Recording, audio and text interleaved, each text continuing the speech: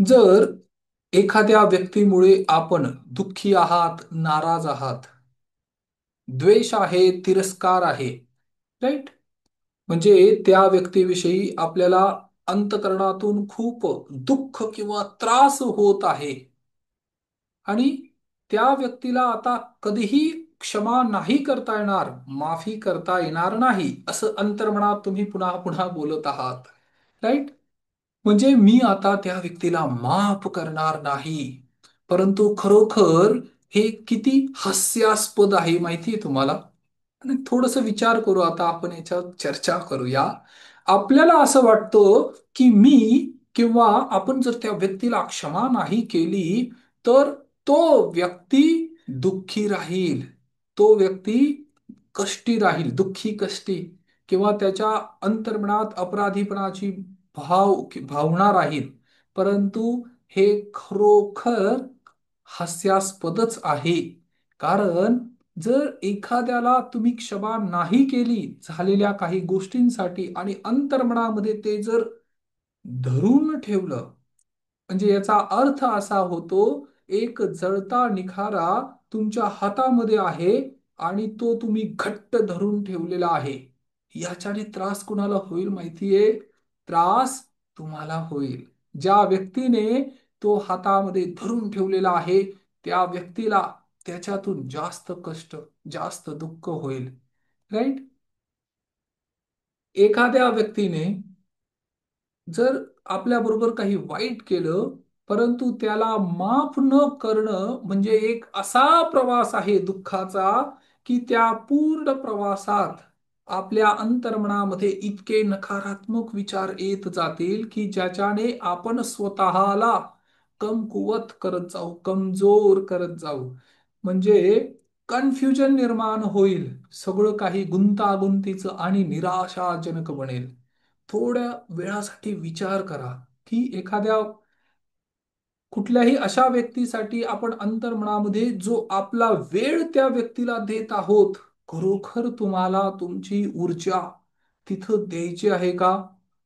आणि अजाणतेपणे या प्रवासात ज्या वेळेस आपण क्षमा करत नाही त्यावेळेस आपण त्या व्यक्तीसारखं बनायला सुरुवात होतो.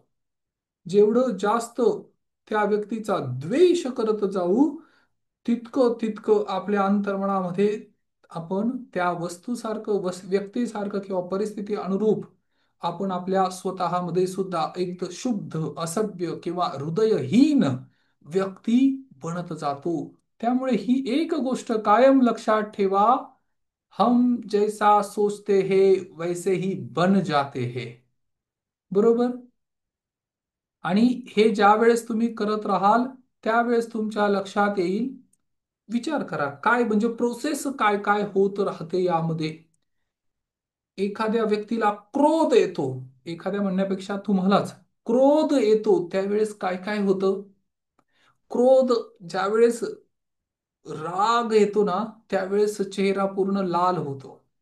सगळ्यात आधी टेम्परेचर वाढतं. कसं चेक करायचं टेम्परेचर माहितीये? कानांना स्पर्श करायचा.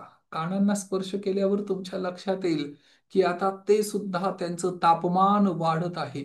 आणि शरीराच्या प्रत्येक कोशिकेमध्ये म्हणजेच सेल्समध्ये, पेशींमध्ये काय होतं माहितीये? हा क्रोध किंवा ही घृणा प्रवेश करायला सुरुवात करते.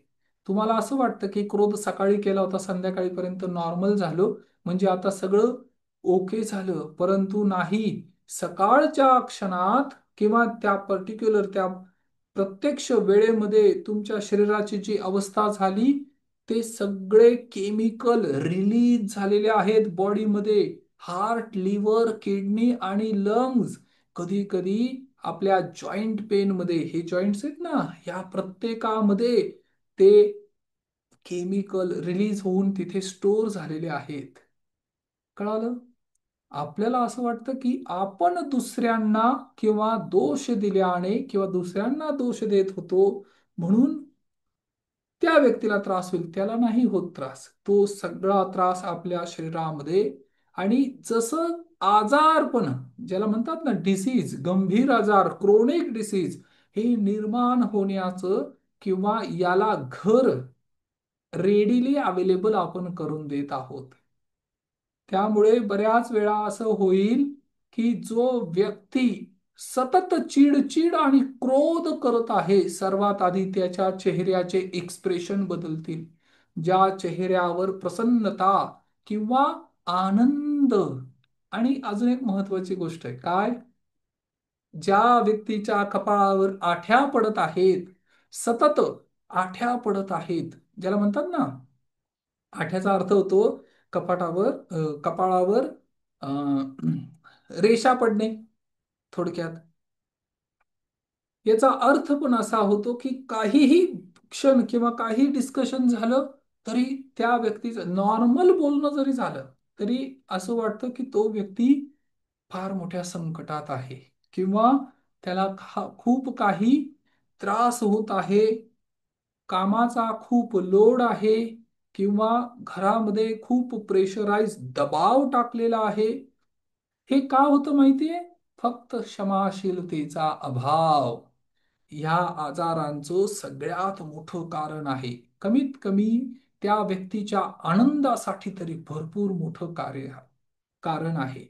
आणि जे पण काही कार्य तो व्यक्ती करत आहे यामध्ये जे कडवाहट, जो कडूपणा त्या व्यक्तीच्या अंतर्मनामध्ये, हृदयामध्ये वास करत आहे, तो हळूहळू त्याचं म्हणजे क्षेत्र असं वाढत जाईल की पूर्ण शरीरामध्ये तो आजार भिडेल. जसं सापाचं विष असतं, जे सुरुवातीला जिथे दंश केलेला आहे, विंचवाचं विष आहे, जिथे दंश केलेला आहे तिथपर्यंत मर्यादित असतं, परंतु जसं ब्लड सर्क्युलेशन होईल तसं तसं ते हृदयापर्यंत पोहोचायला सुरुवात करतं आणि संपूर्ण शरीरामध्ये ते विष भिनतं. बरोबर. आणि मग मात्र त्याच्यावर उपचार करणं सुद्धा अवघड जातं. ज्या गोष्टीला आपण अगदी साधं सरळ सिंपल म्हणतो ना, की मी काय सहजतेने क्रोध करतो, ह्या व्यक्तीचा स्वभाव खूप क्रोधित आहे याचा अर्थ तो दुसऱ्यांना नाही त्रास देते, तो स्वतःला त्रास देतो. ज्या यंत्रामध्ये mind and body are incredible tool, जे यंत्र किंवा जे साधन होतं भवसागर पार करण्यासाठी, पण त्या साधनाचा आपण दुरुपयोग करत आहोत. आणि बऱ्याच वेळा अशा गोष्टी होतात जिथे समोरासमोर चर्चा न करता अंतर्मनामध्ये आपण एखाद्या व्यक्तीविषयी काय म्हणतो माहिती, लॉजिकली तर्क वितर्क करून आपण त्याविषयी एक मत बनवतो. आणि त्या मतानुसार आपल्याला असं वाटतं की खरोखर हा व्यक्ती दोषी आहे, परंतु तुम्ही व्हेरिफिकेशन केलंय का? तुम्ही क्रॉस चेक केलेलं आहे का की खरोखर यामध्ये दोषी कोण आहे? या जगामध्ये प्रत्येक गोष्ट, प्रत्येक इन्सिडेंट याच्या किती बाजू आहेत माहितीये? तीन.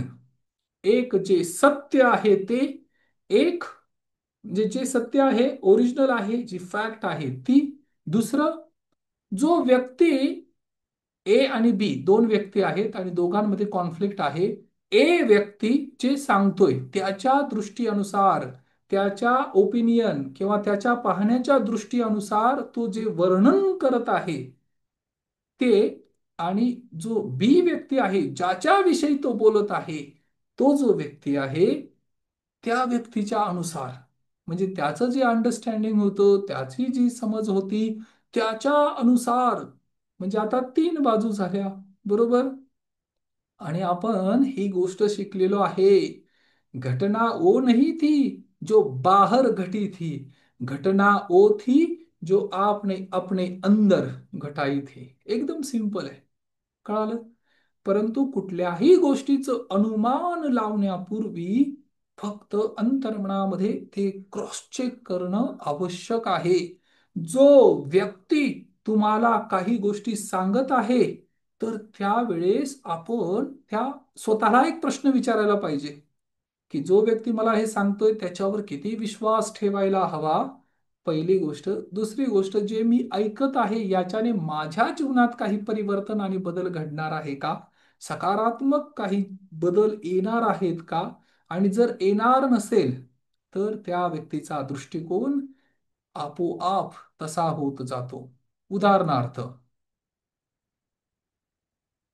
एखाद्या व्यक्तीविषयी जो तुमच्या घरात कामाला आहे, एखादा कामगार आहे किंवा अजून कोणी व्यक्ती, थर्ड पर्सन, परंतु त्या व्यक्तीविषयी एक उदाहरण देतोय फक्त, त्या व्यक्तीविषयी जर कोणी सांगितलं, ह्या अ, महिलेपासून सावध राहा किंवा ह्या व्यक्तीपासून सावध राहा, तर पुढच्या क्षणाला किंवा पुढच्या दिवशी, नेक्स्ट डे, ज्या वेळेस तो व्यक्ती तुमच्या समोर येईल, तुमचं इंटरॅक्शन होईल, त्यावेळेस तुमची दृष्टी कशी असेल त्या व्यक्तीकडे पाहण्याची?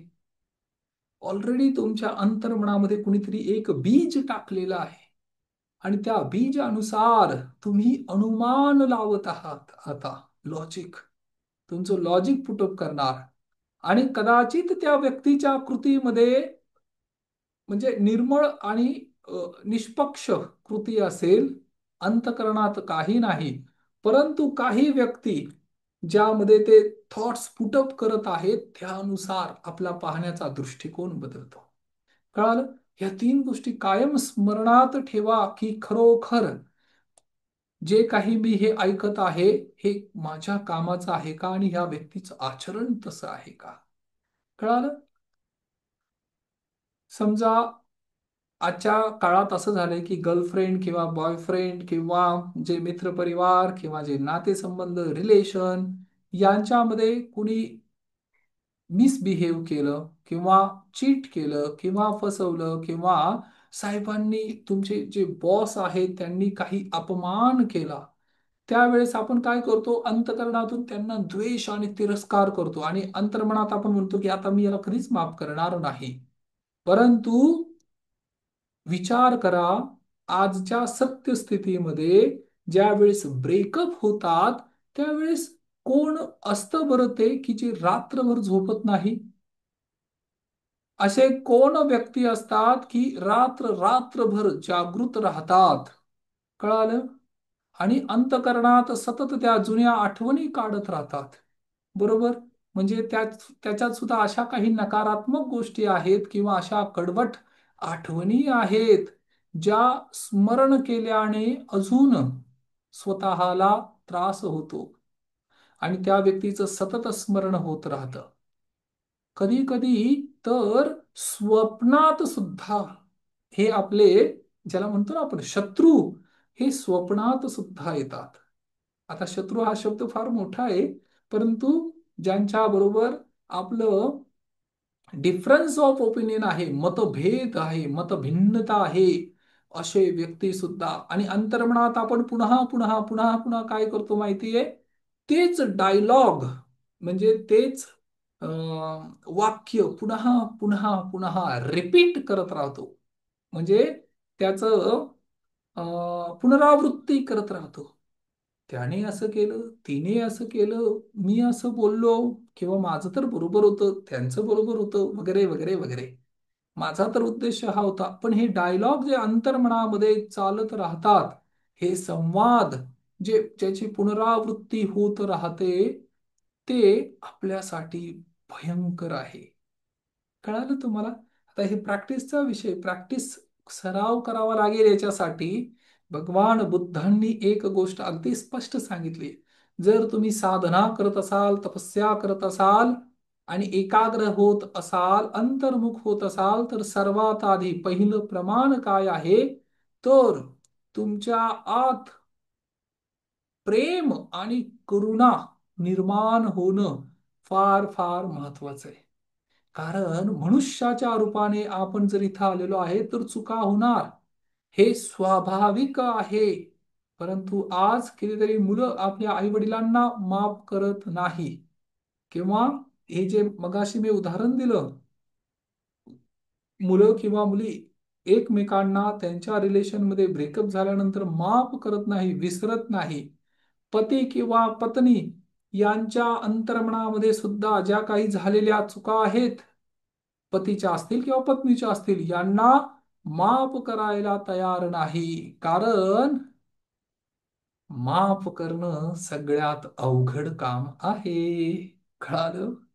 परंतु जरी हे अवघड असलं तरी सुद्धा आपल्याला माफ करावं लागेल. कुणासाठी माहितीये? आपल्या स्वतःच्या भल्यासाठी. आता आपल्या तुम्ही एखाद्याला क्षमा करता याचा अर्थ असा नाही त्याच्या भल्यासाठी करत आहात. नाही, तुम्ही स्वतःच्या, कारण तुमच्या जीवनात ऑब्स्टॅकल निर्माण होत आहे, तुमच्या जीवनात अडीअडचणी आणि स्टक ज्याला म्हणतात, एखादा प्रोजेक्ट, एखादा व्यक्ती किंवा त्याचं जे काही कार्य आहे ते जर कुठं स्टक झालं असेल, अडकलं असेल, तर हे अडकण्याचं कारण काय आहे? अंतर्मनात असलेला राग आणि द्वेष, क्रोध. आणि म्हणून ह्या क्रोधापासून मुक्त होणं गरजेचं आहे.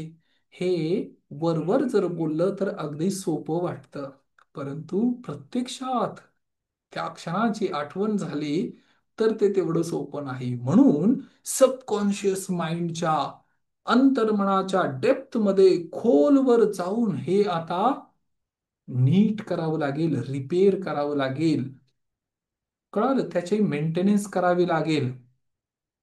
कारण ज्या वेळेस एखादा व्यक्ती आपल्याबरोबर काही चुकीचं किंवा आपल्याशी सहमत नाही, राईट, माफ करण्याचा अर्थ असा होत नाही की तुमच्या ओपिनियनला अर्थ नाही किंवा तुम्ही जे काही केलेलं आहे ते सर्व चुकीचं आहे असं नाही. पण याचा अर्थ काय? की डिफरन्स ऑफ ओपिनियन आहेत. माझे मत वेगळं आहे, तुमचं मत वेगळं आहे, डिफरन्स ऑफ ओपिनियन आहे, राईट.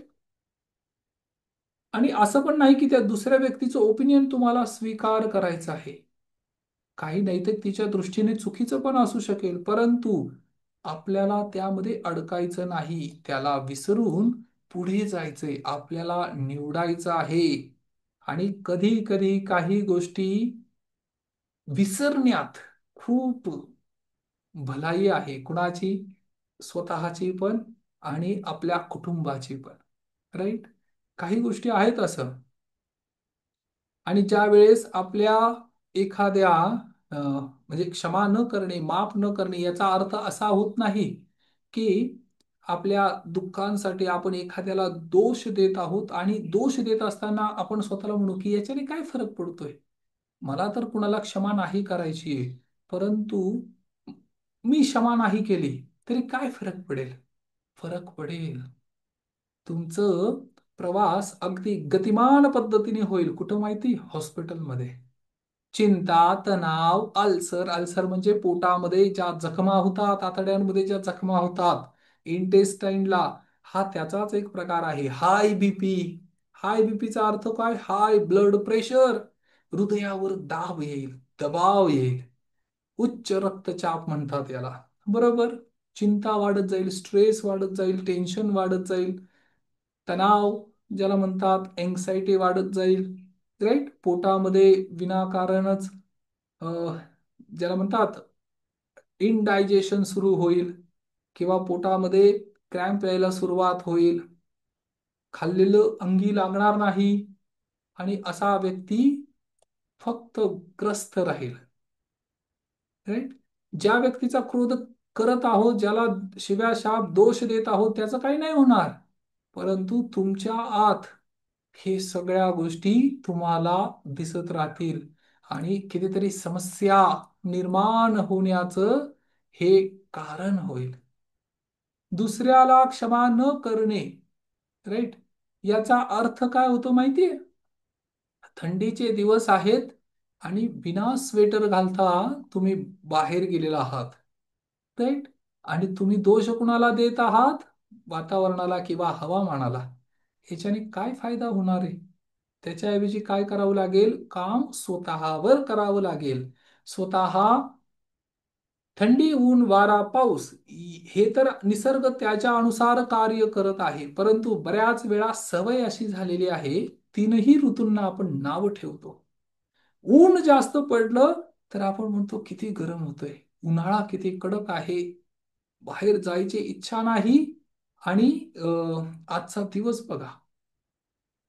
आणि हेच पाऊस जास्त पडत असेल तर आज खूपच पाऊस पडतोय, सगळीकडं चिकचिक झालेली आहे, बाहेर जायची इच्छा नाही, किती पाणी साचलेलं आहे, ठिकठिकाणी नद्यांना पूर आलेला आहे, बरोबर. आणि थंडीच्या दिवसात सुद्धा हेच, अरे किती थंडी पडते, त्यामुळे सर्दी, खोकला, थंडी, तापचं प्रमाण वाढलेलं आहे. बरोबर. रात्री बाहेर जायचं म्हणलं तरी शक्य नाही. म्हणजे तीनही ऋतू, तीनही दिवस, जे पण काही असेल, ज्यांना तक्रार करायची आहे ते प्रत्येक प्रत्येक स्थितीमध्ये, व्यक्तीमध्ये तक्रार करत राहतात. जर रस्ता खराब आहे, रस्ता म्हणजे त्यामध्ये चिखल झालेला आहे, पाणी झालेलं आहे, बरोबर, पण अशा ठिकाणी बिना शूज घालता, चप्पल किंवा बूट न घालता एखादा व्यक्ती बाहेर पडला तर त्याचे पाय खराब होणारच आहेत ना. मग यासाठी काय करावं लागेल? प्रिकॉशन आपल्याला घ्यायचे, बरोबर. थोड्या महत्वाच्या गोष्टी आहेत. आपल्या भावनात्मक, ज्याला म्हणतात ना भावनात्मक चोट किंवा आघात, याच्यासाठी आपण दुसऱ्याला दोष देऊन त्याच्याने काय फायदा होईल? काही नाही, बरोबर. परंतु दोष दिल्याने फायदा होत नाही. पण एक गोष्ट आहे, ज्याला म्हणतात I take 100% responsibility of my life. माझ्या जीवनाची मी 100% जबाबदारी घ्यायला तयार आहे. माझे भाव जे आहेत, माझ्या भावना ज्या आहेत, माझ्या फिलिंग ज्या आहेत, माझ्या इमोशन ज्या आहेत, त्याची मी 100% जबाबदारी घेतो. माझ्या जीवनात जे काही घडत आहे त्यासाठी मी पूर्णपणे जबाबदार आहे आणि मी ती जबाबदारी स्वीकार करतो. असं ज्या क्षणी तुम्ही म्हणता, त्या क्षणी तुमच्या जीवनात चमत्कार व्हायला सुरुवात होते. आणि खरोखर हे आश्चर्यचकित करून टाकणार आहे. कळालं? इवन जो व्यक्ती स्वतःवर काम करायला सुरुवात करतो ना, तर त्याच्या आजूबाजूची परिस्थिती बदलते, त्याच्या आजूबाजूचे लोक बदलतात. आणि तुम्हाला एक गंमत सांगू, जशी तुमची ऊर्जा शक्ती आहे तसेच लोक तुमच्याकडे आकर्षित होतील. आणि जसा तुमचा ऊर्जेचा प्रवाह वाढत जाईल, तर सकारात्मक, लाईक अट्रॅक्ट्स लाईक, हा फार महत्वाचा सिद्धांत आहे. एक सारखे विचार असणारे लोक एकमेकांकडे आकर्षित होतील. आणि जे व्यक्ती एक समान नाही, विपरीत विचारधारेंचे आहेत, ते व्यक्ती एकत्र काम करू शकत नाही. राईट? पॉझिटिव्हिटी, कदाचित संचित कर्म असतील किंवा अजून काही गोष्टी, त्या व्यक्तीची फ्रिक्वेन्सी, ऊर्जा, शक्ती, एनर्जी, बरोबर. या विश्वामध्ये, म्हणजे हे पूर्ण विश्व, करोडो करोडो व्यक्ती इथे आहेत, परंतु तुमचं विश्व किती लोकांचं आहे? फक्त अप्रॉक्सिमेटली, ते सुद्धा मी जास्त सांगतोय, 150 लोकांचं हे विश्व आहे, 150 लोकांचं जग आहे, फक्त 150. ज्यांच्या बरोबर तुमचं डे टू डे इंटरॅक्शन होत आहे. नातेवाईक भरपूर असतील, आप्तस्वकीय भरपूर असतील, परंतु खरोखर त्या सर्वांना तुम्ही दररोज भेटताय का? बरं, सर्वांना दररोज फोन करायचं म्हणलं तरी शक्य आहे का? तुमचं 8 तासाचं शेड्यूल, त्याच्यानंतर तुमचे दैनंदिन कार्य, त्याच्यानंतर जर तुम्ही फोनवर बोलत असाल आणि नेमकं नक्की काय बोलत आहात ज्याच्याने नातेसंबंध दृढ होत आहेत, का त्यामध्ये पुन्हा विच्छेद जात आहे? विचार करा. आणि हा या विश्वाचा खरोखर महत्वाचा नियम आहे, कायदा आहे, लॉ आहे, की आपल्या आजूबाजूच्या जेवढे काही लोक आहेत, यांच्यावर आपला प्रभाव पडत जातो, जर तुम्ही अंतर्मनातून जबाबदारी स्वीकार केली तर.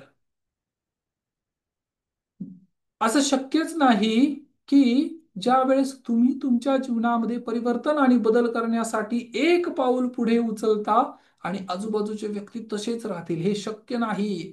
त्यांना बदलावंच लागेल. परंतु हे कशावर अवलंबून आहे? तुमच्या ऊर्जा शक्तीवर. आणि विनाकारण कुणाला दोष देण्यात काहीही अर्थ नाही. आयदर तुम्ही चर्चा करा, चर्चा शक्य नाही तर ते ह्या वेळेनुसार, म्हणजे समय सबसे बलवान है, समय बडा बलवान रे भाई, समय बडा बलवान.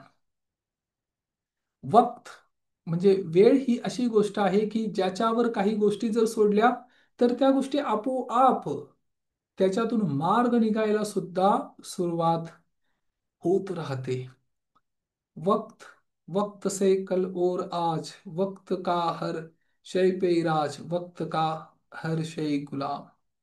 वेळ फार महत्वाचा आहे आणि कधी वेळ बदलेल सांगता येत नाही. परंतु त्यासाठी कार्य आधी कुठे करावं लागेल? आपल्या अंतर्मनामध्ये. जे ब्लॉकेजेस आपण निर्माण केले, इनविजिबल फोर्सेस आहेत, हे दिसत नाही, काम मात्र करतात. राईट. म्हणून आपल्या जीवनाची जबाबदारी, रिस्पॉन्सिबिलिटी स्वीकार करणं फार महत्वाचं आहे. आणि एक गोष्ट लक्षात ठेवा, एकच व्यक्ती असा आहे जो तुम्हाला तुमच्या निश्चित ध्येयापर्यंत घेऊन जाऊ शकतो. कोण आहे माहितीये? तुम्ही स्वतः. बाकी दुसरं कोणी नाही.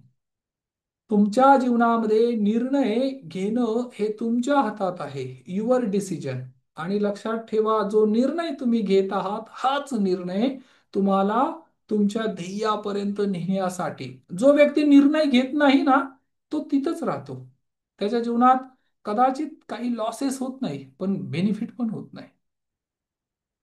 जो व्यक्ती रिस्क घेत नाही त्याला लॉस होत नाही, नुकसान होत नाही, परंतु प्रॉफिट पण होत नाही. कळालं? जे व्यक्ती सेफ झोन मध्ये खेळतात, आणि मी अशा कितीतरी व्यक्तींना पाहिलेलं आहे. प्रत्येक व्यक्ती इथं काय म्हणतो माहितीये? माझ्या माझी जी स्टोरी आहे, माझी जी कथा आहे, माझ्या जीवनाची जी कथा आहे, ती सगळ्यात जास्त दुःखी आहे. कारण सगळ्यात मोठ्या समस्या मला आहेत. कुणालाही विचारा तुम्ही. तुमच्या सभोवताली जेवढे काही व्यक्ती आहेत, यांना जरी तुम्ही विचारलं तर त्या प्रत्येकाकडे एक त्याची स्वतःची कहाणी आहे. कळालं? परंतु माफ करणं, क्षमा करणं इतकं अवघड का बरं आहे? का बरं आपण क्षमा नाही करू शकत एखाद्याला? कारण दुःखी होणं ही मानवी प्रवृत्ती आणि प्रकृती आहे. ज्या वेळेस एक्सपेक्टेशन, अपेक्षा पूर्ण होत नाही त्यावेळेस, ज्यावेळेस आपण काही देतो आणि रिटर्न मध्ये परत त्याचा परतावा म्हणून आपल्याला काही मिळत नाही ना, त्यावेळेस सगळ्यात जास्त दुःख होतं. अगदी कुटुंबात सुद्धा. आणि आपण ते ग्रँटेड धरतो बऱ्याच वेळा. म्हणजे कुटुंबातील सदस्यांना आपण म्हणतो, हे काय, हे आपल्या बरोबरच असतात, माझ्या निर्णयाने त्यांच्यावर काही फरक पडणार नाही. पण फरक पडतो. आणि ज्या वेळेस रिटर्न मध्ये परतावा म्हणून तुम्ही एखाद्याला म्हणजे प्रेम दिलं आणि रिटर्न मध्ये प्रेम नाही मिळालं, तुम्ही एखाद्याची काळजी घेतली, देखभाल केली, किंवा त्या व्यक्तीची मदत केली, त्याला काही सजेशन दिले, किंवा ग्रॅटिट्यूड एक्सप्रेस केलं, थँक्यू म्हणालात, किंवा ॲप्रिसिएशन, प्रशंसा केली, किंवा काही नाही, बाकी फक्त स्मित हास्य केलं एखाद्या व्यक्तीला पाहून, किंवा पैसे दिले, रुपये दिले, रुपयांची मदत केली, आणि रिटर्न मध्ये काही जर मिळालं नाही, तर काय होईल माहितीये? आपण दुःखी होणार सगळ्यात. कारण विथ एक्सपेक्टेशन, आपण काही अपेक्षा ठेवून आपण काही गोष्टी केलेल्या होत्या, बरोबर? तर अनकंडिशनली सगळ्या गोष्टी नाही होऊ शकत, अपेक्षा ही असणारच. परंतु त्यावेळेस असं वाटतं, ज्यावेळेस पूर्तता झाली नाही त्यावेळेस आपल्याला असं वाटतं की माझ्या बरोबर धोका झालाय, मला फसवलं गेलंय, किंवा माझं फार मोठं नुकसान झालंय. कळालं? परंतु एक गोष्ट मी पुन्हा पुन्हा पुन्हा सांगेल, पुन्हा आठवण करून देईल. Everything is made up of energy. ह्या जगामध्ये, ब्रह्मांडात, विश्वात जे पण काही आहे ते काय आहे? ऊर्जा शक्ती आहे. राईट? ऊर्जा शक्ती आहे. आणि ही जी ऊर्जा शक्ती आहे, आपण एखाद्या व्यक्तीला काय देतो माहिती? एनर्जी एक्सचेंज म्हणतात त्याला. उदाहरणार्थ, आपण एखादी वस्तू विकत घेतली, तर ती वस्तू आपल्याला मिळाली, याच्या रिटर्न मध्ये आपण काय दिलं? धनसंपत्ती दिली, बरोबर? एक्सचेंज झालं. पूर्वी हे काय व्हायचं? फार पूर्वीची गोष्ट, वस्तूच्या बदली वस्तू दिली जायची. कोणी गहू दिलं तर त्याच्या रिटर्न मध्ये त्यांना काही सर्व्हिस दिली जायची, जे 12 बलुतेदार होते त्या पद्धतीने, बरोबर? परंतु आता त्यामध्ये काय केलं? थोडस कन्व्हिनियन्स, म्हणजे सोपी पद्धत काय केली की जरी तुम्हाला काही वस्तू विकत घ्यायची आहे, तर त्याच्यासाठी तुम्ही करन्सी देता, धनसंपत्ती देता, काही रुपये देता, बरोबर. जरी हा कागद असला, बरोबर, पण त्या कागदाला अर्थ किती माहितीये? त्या कागदावर जी करन्सी लिहिली आहे त्याच्यानुसार त्याची किंमत वाढत जाते, बरोबर. ही ऊर्जा आहे, ऊर्जा. आणि जे तुम्ही देत आहात ते तुमच्याकडे कितीतरी पटीने, म्हणजे गुणा होऊन, जर तुम्ही एक दिलं तर मल्टिप्लाय बाय 10 किंवा 100 होऊन पटीने परत येणार आहे. जर तुम्ही लहान मुलांना प्रेम दिलं ना, छोटस लहान बालक, प्रयोग करून पहा, पशु पक्षी यांना प्रेम देऊन पहा, रिटर्न मध्ये ते पण प्रेम देतील. आणि दगड मारून पहा, रिटर्न मध्ये ते पण आक्रमक होतील. इवन लहान मुलांपासून तर जे कुणी आहेत ह्या आपल्या अवतीभोवती, प्रत्येक व्यक्ती दोन सिग्नल एमिट करत आहे, काय माहिती? आणि ज्या व्यक्तीने हे सिग्नल ओळखले, तो व्यक्ती त्याचा लोकव्यवहार, कम्युनिकेशन, पब्लिक स्पीकिंग ह्या सगळ्या गोष्टी इम्प्रूव्ह व्हायला सुरुवात होईल. जे आपण देत आहोत ती काय आहे? ऊर्जा आहे, एनर्जी आहे, राईट. जर तुम्ही एखाद्या व्यक्तीची मदत केली, आपली अपेक्षा काय असते? त्याच व्यक्तीने पुन्हा मदत करायला पाहिजे. हे शक्य नाही. बऱ्याच वेळा होतं शक्य, पण बऱ्याच वेळा होत नाही. मग आपण काय म्हणतो? भलाईचा जमाना नाही राहिला आता. ज्याचं करावं भलं तो म्हणतो माझंच खरं, बरोबर. असं अंतर्मनात येतं ना बऱ्याच वेळा. पण हा नियम कसं काय विसरता तुम्ही? मनुष्य किंवा बाकी व्यक्ती हे भेदभाव करू शकतात. भेदभावचा अर्थ होतो पार्शालिटी करू शकतात. परंतु ब्रह्मांड आणि युनिवर्स कधीही पार्शालिटी करत नाही. जे सत्य आहे ते सत्य आहे, ते त्रिवार सत्य राहील. त्याच्यामध्ये कधीही बदल घडणार नाही. जे झाड गुलाबाचं आहे आणि त्याच्यावर तुम्ही पाटी लावली, किंवा त्याच्या पुढे डिस्क्रिप्शन काय लिहिलं? मोगरा. झाड आहे गुलाबाचं आणि त्याच्या पुढे पाटी लावली, नेम प्लेट लावली मोगऱ्याची. मग मला सांगा, त्या झाडाला आता फूल कशाचं येईल? मोगऱ्याचं येईल का गुलाबाचं येईल? ऑब्वियस. जो निसर्ग नियम आहे त्याच्या अनुसार गुलाब असेल तर गुलाबाचंच फूल येईल. जे तुम्ही केलेलं आहे कृत्य किंवा कृती किंवा आचरण, त्याचं फळ तर मिळणार आहे. मग विनाकारण एखाद्या व्यक्तीला दोष देऊन काय फायदा, बरोबर. आणि आपल्या जीवनात खरोखर जे पण काही घडत आहे, यासाठी समोरचा व्यक्ती किंवा वस्तू किंवा परिस्थिती दोषी नाही. आपले स्वतःचे संचित कर्म, ज्याला म्हणतात ना, की जसे माझे कर्म आहेत तसंच फळ मला मिळत जाईल आणि मिळेल, बरोबर. हा वैश्विक नियम आहे ह्या सृष्टीचा, सर्वांसाठी, इरिस्पेक्टिव्ह ऑफ जात, धर्म, देश, प्रांत याचा फरक नाही पडत. परंतु हा वैश्विक नियम, सार्वभौमिक नियम आहे. जी ऊर्जा तुम्ही उत्सर्जित करत आहात, जी ऊर्जा तुम्ही देत आहात, जी ऊर्जा तुम्ही इमिट करत आहात, तीच ऊर्जा तुमच्याकडे कितीतरी पटीने वाढून परत येणार आहे. आज नाही तर उद्या, उद्या नाही तर 1 वर्षाने, परंतु येणार मात्र निश्चित आहे. त्यामुळे तुम्ही काय दिलं काय नाही दिलं याचा स्वतः हिशोब ठेवण्याची आवश्यकता नाही. आता हिशोब म्हणजे अ, लेखापडी नाही म्हणते मी, की जे देणं घेणं आहे ते नाही, आर्थिक व्यवहार असेल ते नाही, ते लिहून ठेवा.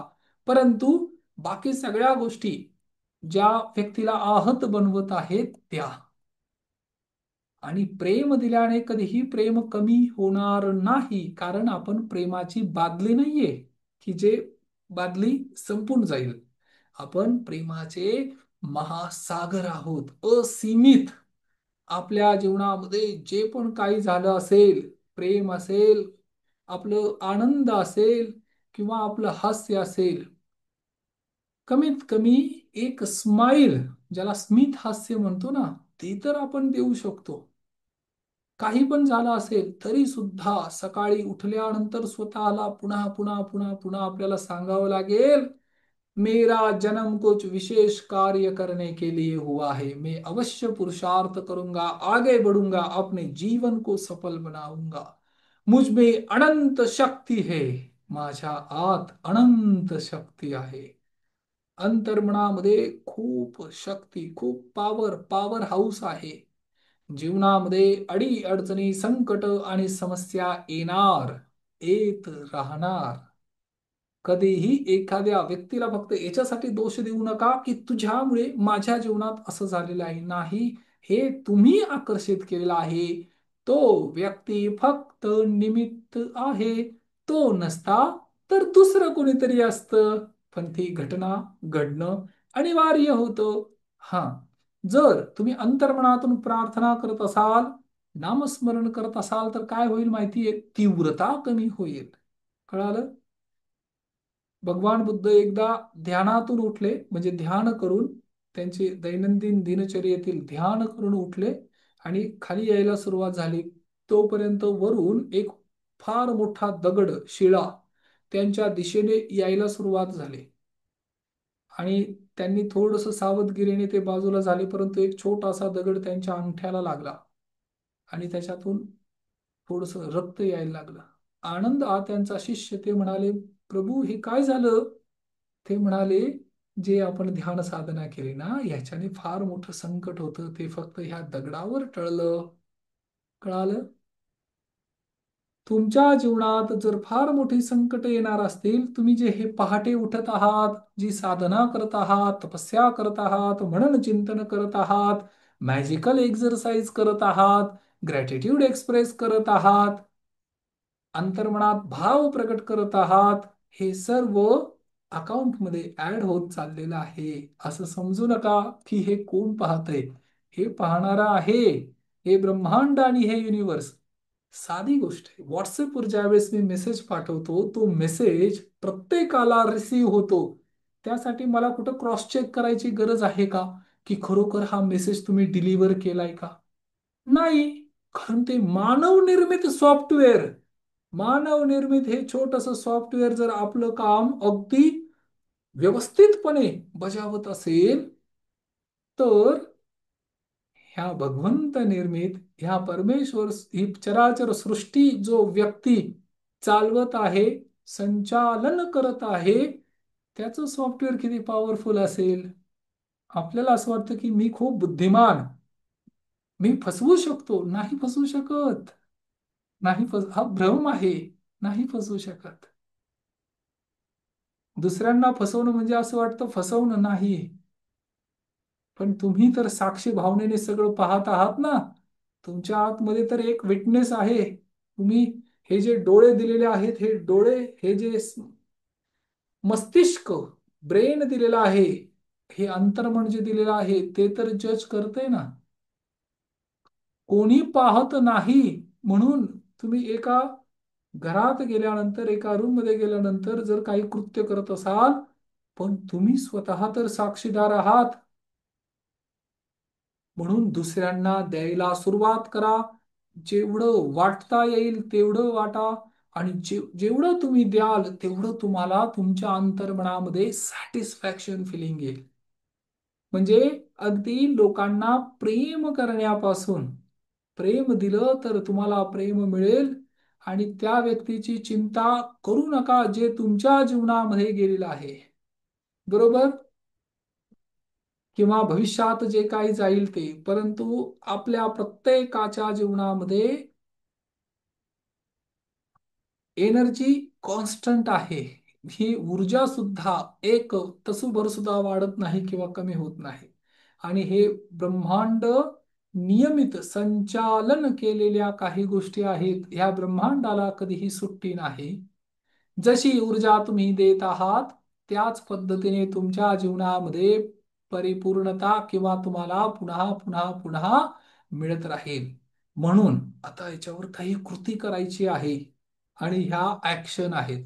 आतापर्यंत आपण जी चर्चा केली हे फक्त अंडरस्टँडिंग होतं, राईट? आणि बहुतेक व्यक्तींना ह्या सगळ्या गोष्टी रिअलाइज पण होतात, रिलीज पण होत आहेत. परंतु खरोखर जे काही आपण करत आहोत, की माफ केल्याने, माफ जे करायचं आहे, क्षमा जी करायची आहे, ते दुसऱ्याच्या भल्यासाठी नाही, स्वतःच्या भल्यासाठी. अक्षमाशीलता हे असं विष आहे जे आपण स्वतः पितो आणि आपला म्हणजे उम्मीद किंवा ज्याला म्हणतात ना अपेक्षा काय करतो की दुसरा व्यक्ती मरेल. अक्षमाशीलता वो जहर है जो हम हर रोज, जो आप हर रोज इस उम्मीद के साथ पीते हैं कि दूसरा व्यक्ति मर जाएगा. ये कैसे संभव है? अक्षमाशीलता, राग, द्वेष, तिरस्कार आणि घृणा हे असं विष आहे जे आपण प्राशन करतो आणि अपेक्षा करतो दुसऱ्या व्यक्तीवर याचा प्रभाव पडेल. नाही पडणार. हा असा जळता निखारा आहे जो तुम्ही हातामध्ये घट्ट धरून ठेवलेला आहे आणि विचार करताय दुसऱ्याला चटका बसेल. कसं काय शक्य आहे? राईट. आता ज्या व्यक्तीने काही चुकीची वर्तणूक केलेली आहे किंवा तुमच्या हृदयाला ठेच पोहोचलेली आहे आणि आता त्या व्यक्तीला माफ करणं हे सगळ्यात अवघड काम झालेलं आहे, परंतु त्यावेळेस हा विचार तुम्हाला प्रेरित करेल आणि आधीच तुम्ही खूप काही सहन केलेलं आहे, परंतु तरी सुद्धा दुसऱ्याला पीडा पोचवणं किंवा माफ न करणं, क्षमा न करणं हे स्वीकृत नाही.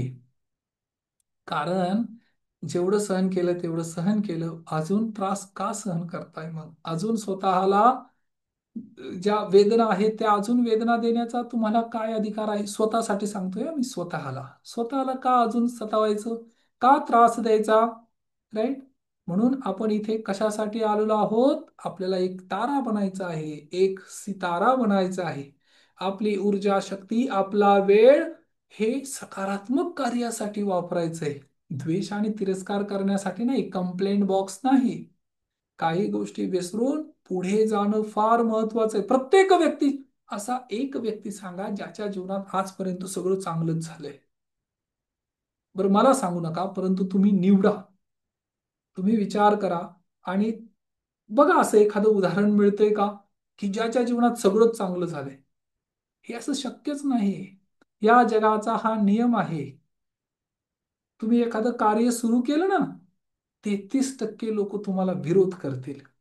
विरोधक पण आहेत इथे.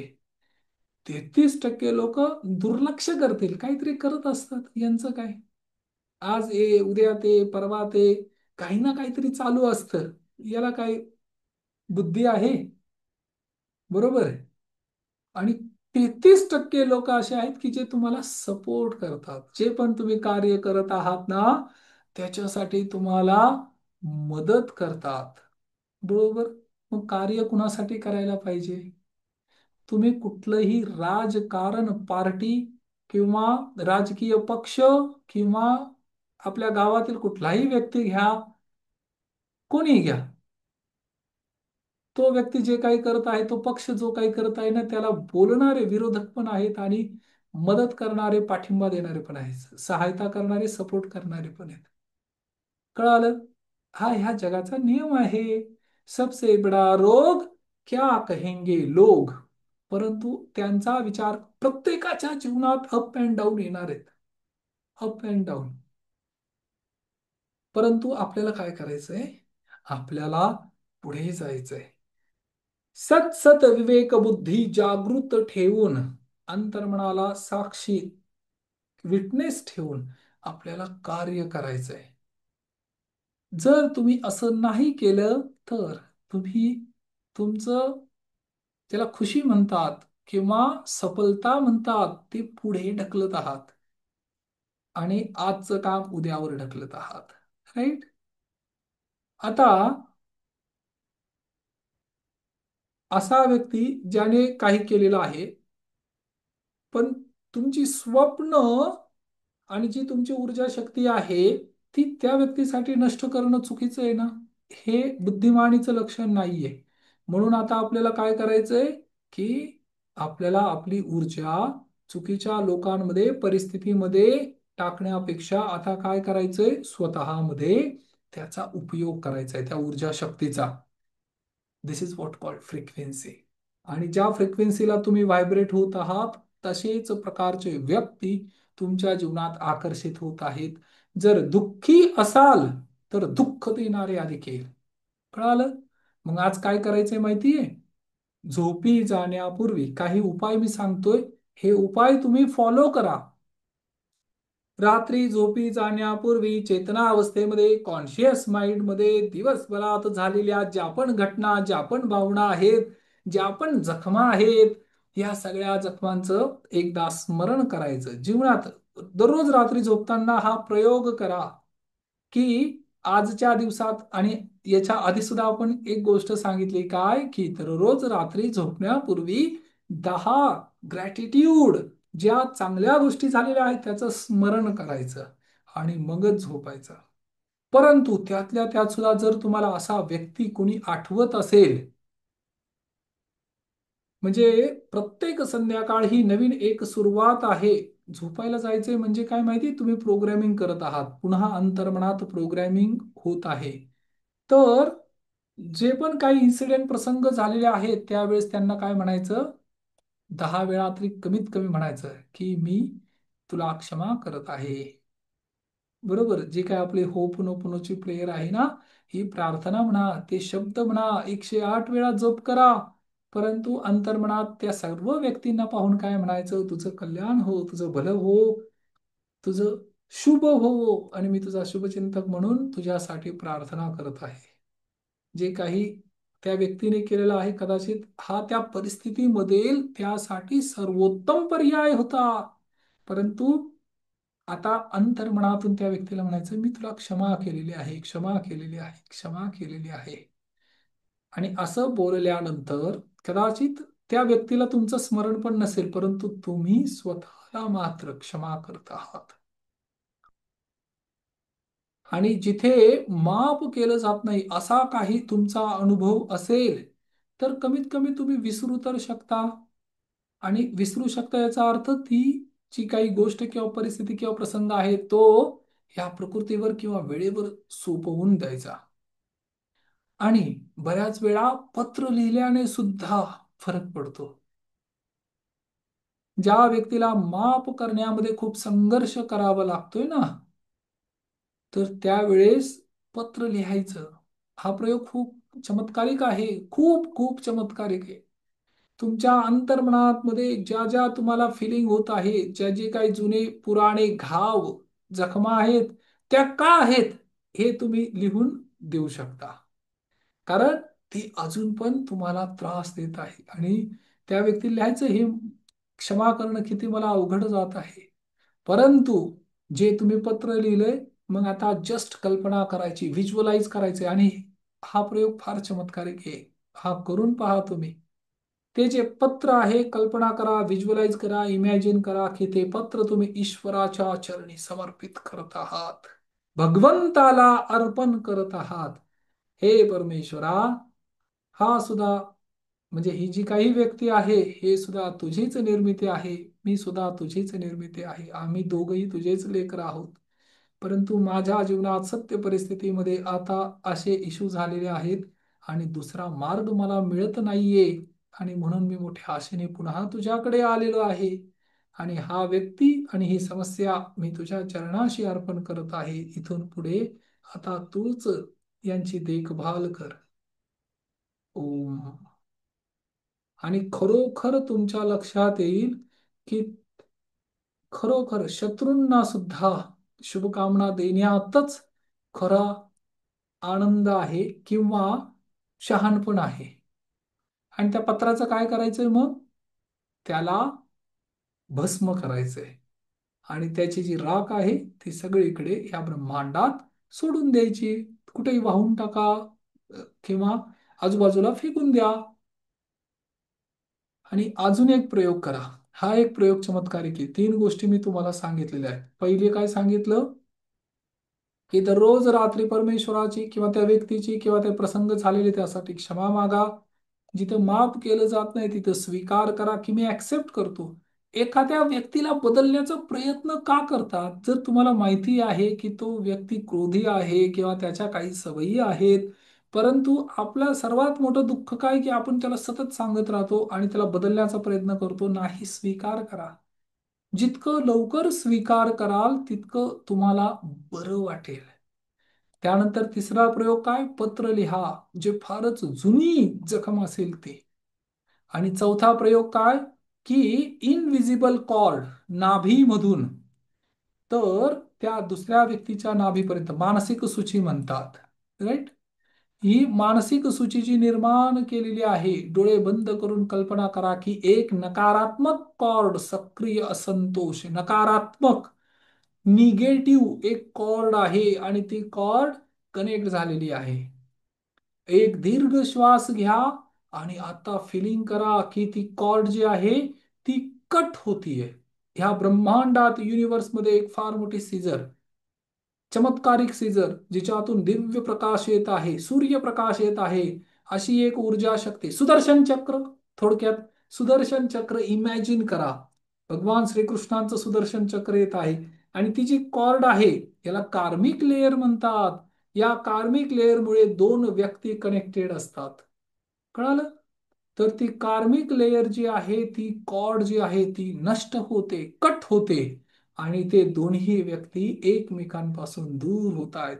नकारात्मक ऊर्जेचं हे बंधन तुटत आहे आणि नेहमी, निरंतर जो व्यक्ती असा करत राहील,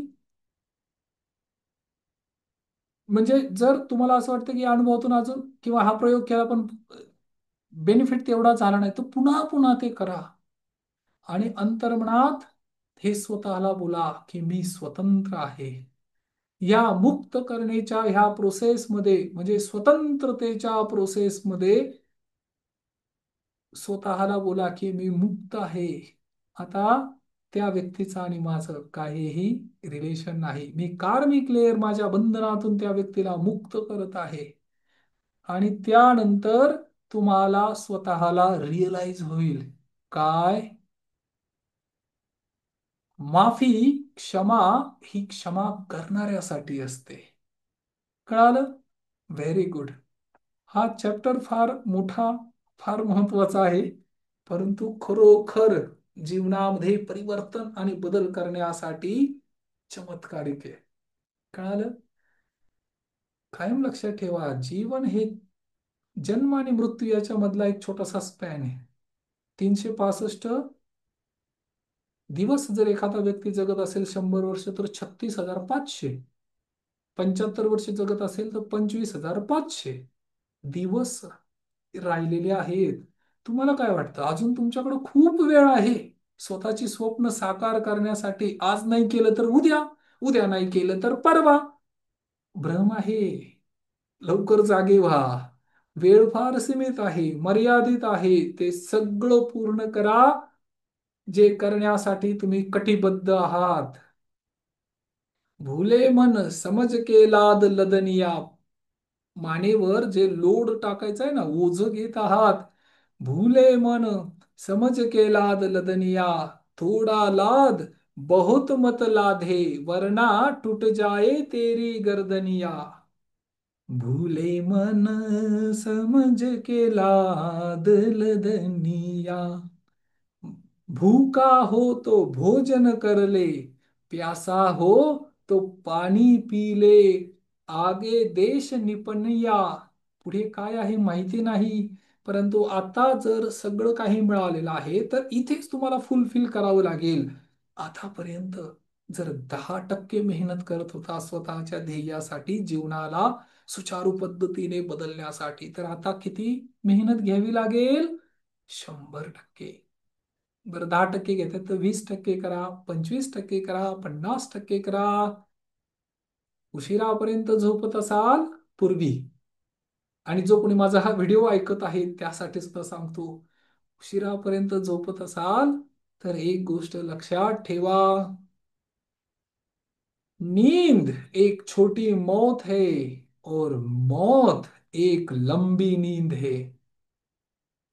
आता तुम्हाला कोणीतरी उठवत आहे.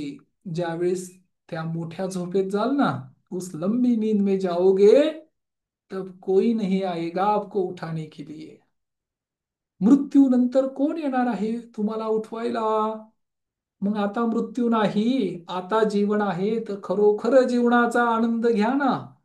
राईट. झोपेचा झोप महत्वाची आहे. कळालं? कधी कधी तर असं होतं की फक्त 4 तास, 5 तास, बरं ठीक आहे 6 तास, पण दररोज 6 तास झोप डोळ्यांखाली, म्हणजे असं वाटतं कधी कधी की सुजलेत का काय. काही हरकत नाही, परंतु जीवन महत्वाचं आहे. कळालं? त्यासाठी प्रयत्न करत राहावा लागेल. आणि प्रवास आहे हा. ह्या प्रवासात लाखो लोक येतील, जातील, परंतु जो कोणी येईल त्याला स्पर्श होईल. राईट. स्पर्श. तुकाराम महाराजांचा जो अभंग आहे, आता आपण कन्क्लूड करूया, जास्तच मोठा व्हिडिओ झालाय. परंतु तुकाराम महाराजांचा अभंग काय आहे? सद्गुरु वाचोनी सापडे ना सोय, धरावे ते पाय आधी आधी, आपणा सारिके करीती तात्काळ, नाही काळ वेळ तया लागी. जे आध्यात्मिक गुरु आहेत त्यांच्याविषयी मी सांगतो. लोह परिसाची न साहे उपमा. लोह आणि परीस, लोखंड आणि परीस यांची उपमा सुद्धा साध्य होत नाही. लोह परिसाची न साहे उपमा, सद्गुरु महिमा अगाध की.